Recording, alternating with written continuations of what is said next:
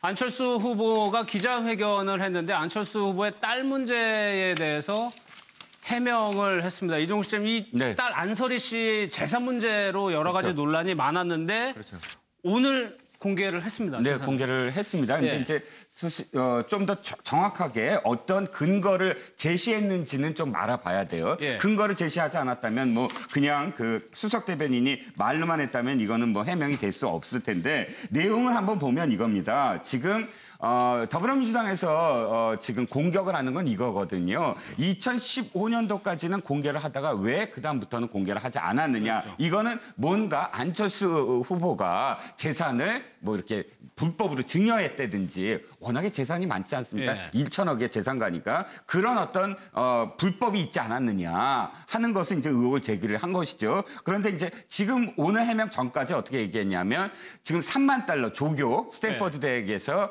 조교를 하면서 3만 달러씩의 어떤 연봉을 받고 있다. 그런 어떤 해명을 했는데 지금 현재의 재산을 얘기했어요. 안철수 캠프 측에서는. 현재 재산이 1억 2천만 원이다. 이게 만약 사실이라면 그다음에 이제 주식이나 부동산 소유 안 했다. 이게 증여죠. 사실상 조교의 생활을 하면서 3만 달러, 연봉 3만 달러에서 고작 해야 몇 년일 텐데 최근에 어떤 이 재산 축적이 주식이나 부동산을 만약 소유했다면 그거야말로 불법 증여 아니겠습니까? 근데 주식이나 부동산 소유 안 했다. 그리고 현재 재산이 1억 2천만 원이다라고 얘기한 건 그러니까 불법 증여가 없고 스스로 독립된 세대로서 세대주는 아니지만 독립된 세대로서 자신의 어떤 재산을 이 정도로 형성했다라고 지금 해명을 하는 것입니다. 1억 1,200만 원이요.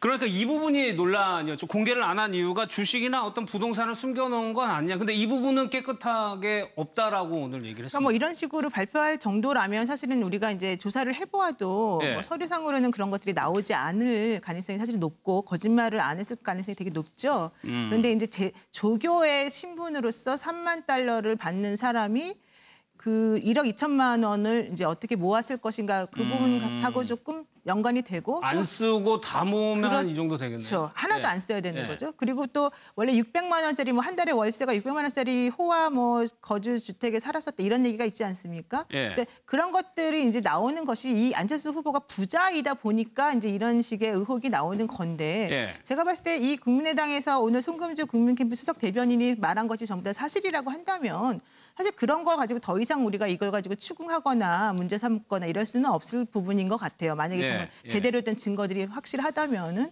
근데 이제 아무래도 돈이 많은 재산가인 안철수 후보가 어떠한 식으로든지 간에 재산 관련해서 좀 깨끗하지 않을 수도 있다라고 하는 것 때문에 이제 흠집을 내려는 차원에서 이런 얘기가 있었을 가능성은 좀 있는 거죠. 그럼 이렇게 먼저 그러니까 한 후보 등록할 때 좀 공개할 것 같았는데 먼저 공개를 했다. 그러면은 이재경에서 어떻습니까? 이게 좀 문재인 후보 같은 게 아들 문제도 좀 계속 있잖아요.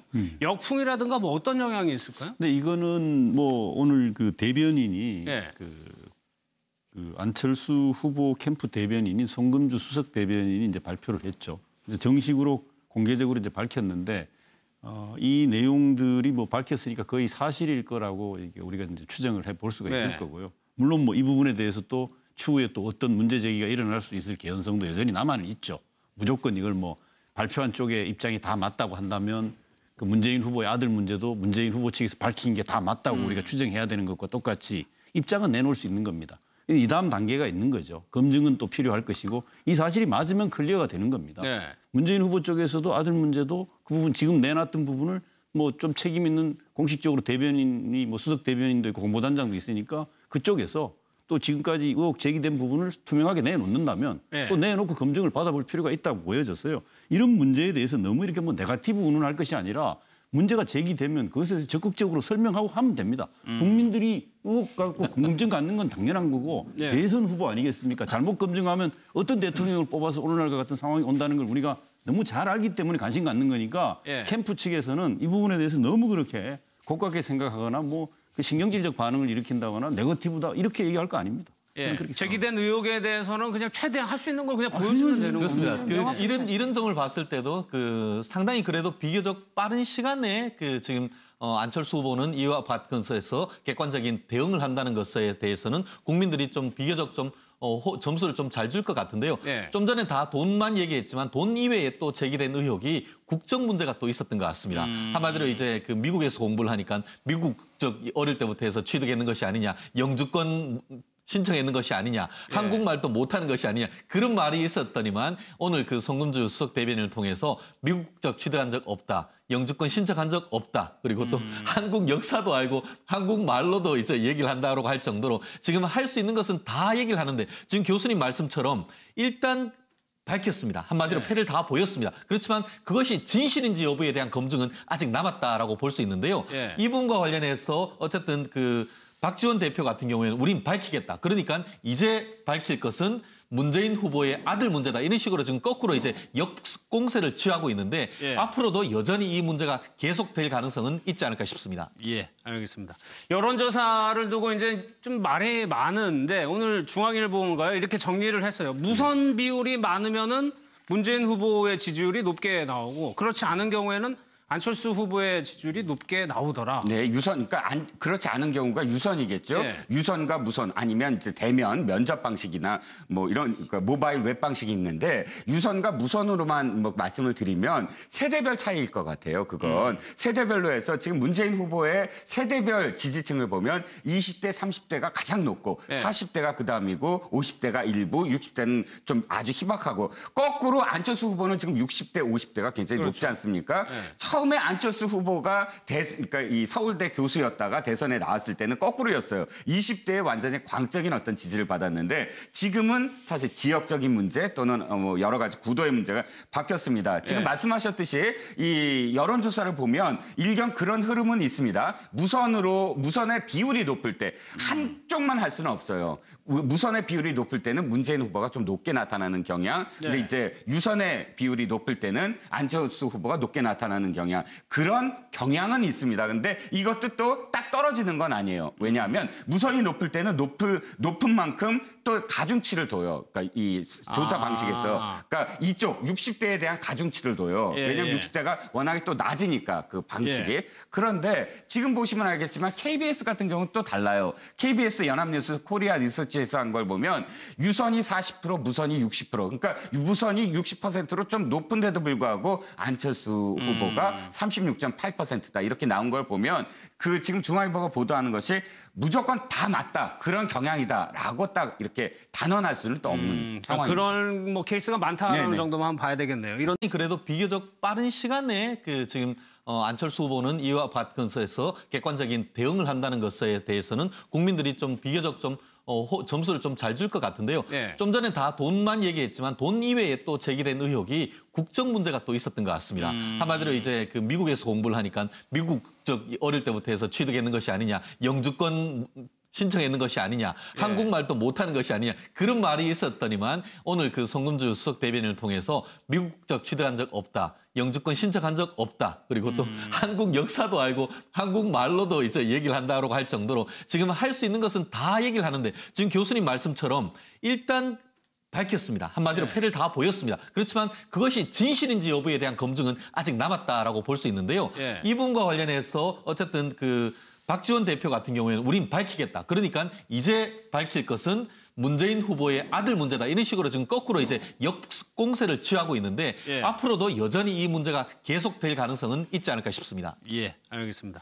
여론조사를 두고 이제 좀 말이 많은데 2천만 원이다. 이게 만약 사실이라면 그다음에 이제 주식이나 부동산 소유 안 했다. 이게 징여죠. 사실상 조교의 생활을 하면서 3만 달러, 연봉 3만 달러에서 고작 해야 몇 년일 텐데 최근에 어떤 그 이 재산 축적이 주식이나 부동산을 만약 소유했다면 그거야말로 불법 증여 아니겠습니까? 근데 주식이나 부동산 소유 안 했다. 그리고 현재 재산이 1억 2천만 원이다라고 얘기한 건 그러니까 불법 증여가 없고 스스로 독립된 세대로서 세대주는 아니지만 독립된 세대로서 자신의 어떤 재산을 이 정도로 형성했다라고 지금 해명을 하는 것입니다. 1억 1,200만 원이요. 그러니까 이 부분이 논란이었죠. 공개를 안 한 이유가 주식이나 어떤 부동산을 숨겨놓은 건 아니냐. 근데 이 부분은 깨끗하게 없다라고 오늘 얘기를 했습니다. 그러니까 뭐 이런 식으로 발표할 정도라면 사실은 우리가 이제 조사를 해보아도 뭐 서류상으로는 그런 것들이 나오지 않을 가능성이 사실 높고 거짓말을 안 했을 가능성이 되게 높죠. 그런데 이제 조교의 신분으로서 3만 달러를 받는 사람이 그 1억 2천만 원을 이제 어떻게 모았을 것인가 그 부분하고 조금 연관이 되고 안 쓰고 다 모으면 한 이 정도 되겠네요. 그렇죠. 하나도 예. 안 써야 되는 거죠. 그리고 또 원래 600만 원짜리 뭐 한 달에 월세가 600만 원짜리 호화 뭐 거주 주택에 살았었다 이런 얘기가 있지 않습니까? 예. 근데 그런 것들이 이제 나오는 것이 이 안철수 후보가 부자이다 보니까 이제 이런 식의 의혹이 나오는 건데 예. 제가 봤을 때 이 국민의당에서 오늘 송금주 국민캠프 수석 대변인이 말한 것이 전부 다 사실이라고 한다면 사실 그런 걸 가지고 더 이상 우리가 이걸 가지고 추궁하거나 문제 삼거나 이럴 수는 없을 부분인 것 같아요. 만약에 정말 제대로 된 증거들이 확실하다면은. 근데 이제 아무래도 돈이 많은 재산가인 안철수 후보가 어떠한 식으로든지 간에 재산 관련해서 좀 깨끗하지 않을 수도 있다라고 하는 것 때문에 이제 흠집을 내려는 차원에서 이런 얘기가 있었을 가능성은 좀 있는 거죠. 그럼 이렇게 먼저 그러니까 한 후보 등록할 때쯤 공개할 것 같았는데 먼저 공개를 했다. 그러면은 이재명 교수 어떻습니까? 이게 좀 문재인 후보 같은 게 아들 문제도 좀 계속 있잖아요. 역풍이라든가 뭐 어떤 영향이 있을까요? 근데 이거는 뭐 오늘 그 대변인이 그 안철수 후보 캠프 대변인인 송금주 수석 대변인이 이제 발표를 했죠. 이제 정식으로 공개적으로 이제 밝혔는데 이 내용들이 뭐 밝혔으니까 거의 사실일 거라고. 안철수 후보가 기자회견을 했는데 안철수 후보의 딸 문제에 대해서 해명을 했습니다. 이종국 씨, 이 딸 안설희 씨 재산 문제로 여러 가지 논란이 많았는데 오늘 공개를 했습니다. 네, 재산을. 공개를 했습니다. 근데 이제 좀 더 정확하게 어떤 근거를 제시했는지는 좀 알아봐야 돼요. 근거를 제시하지 않았다면 뭐 그냥 그 수석 대변인이 말로만 했다면 이거는 뭐 해명이 될 수 없을 텐데 내용을 한번 보면 이겁니다. 지금 더불어민주당에서 지금 공격을 하는 건 이거거든요. 2015년도까지는 공개를 하다가 왜 그다음부터는 공개를 하지 않았느냐. 이거는 뭔가 안철수 후보가 재산을 뭐 이렇게 불법으로 증여했다든지 워낙에 재산이 많지 않습니까? 1천억의 재산가니까 그런 어떤 불법이 있지 않았느냐 하는 것을 이제 의혹을 제기를 한 것이죠. 그런데 이제 지금 오늘 해명 전까지 어떻게 얘기했냐면 지금 3만 달러 조교 스탠퍼드 대학에서